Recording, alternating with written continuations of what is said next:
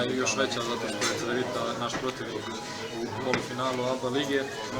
Izgubili smo 2 puta ove sezone od njih i sigurno da je time ova pobjeda još veća.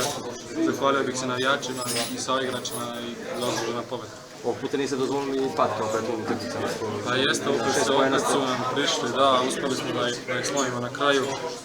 Oni su došli bez 3 igrača, ali mi tako igrali smo bez Joketa.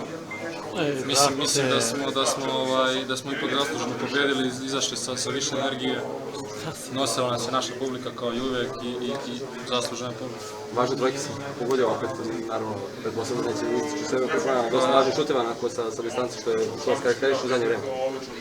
Jeste, danas smo mislim baš dosta trojki šutnuli, ali to je možda zato što su oni igrali neku zonu, kombinovanu odbranu,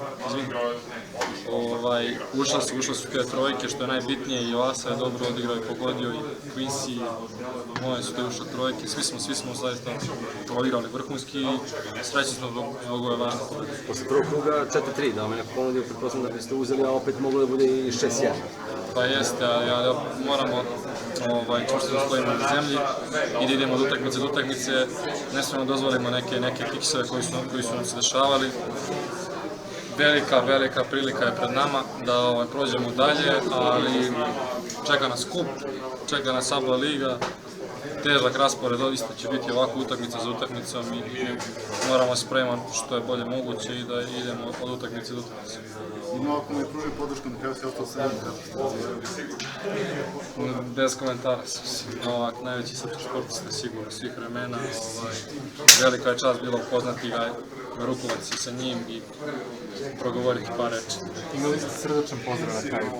Na polovremenu, ako se ne varam. Na polovremenu je bio pozdrav. Pa ja sam osjetio potrebu da čestitam za sve što je radio, stvarno mogu da kažem da je idol i treba svakom srpskom sportisti da bude primjer i idol kako se bori za svoju zemlju i trenira i raduje i stvarno jedan veliki čovjek, veliki sportista i velika čast za mene iskustvo.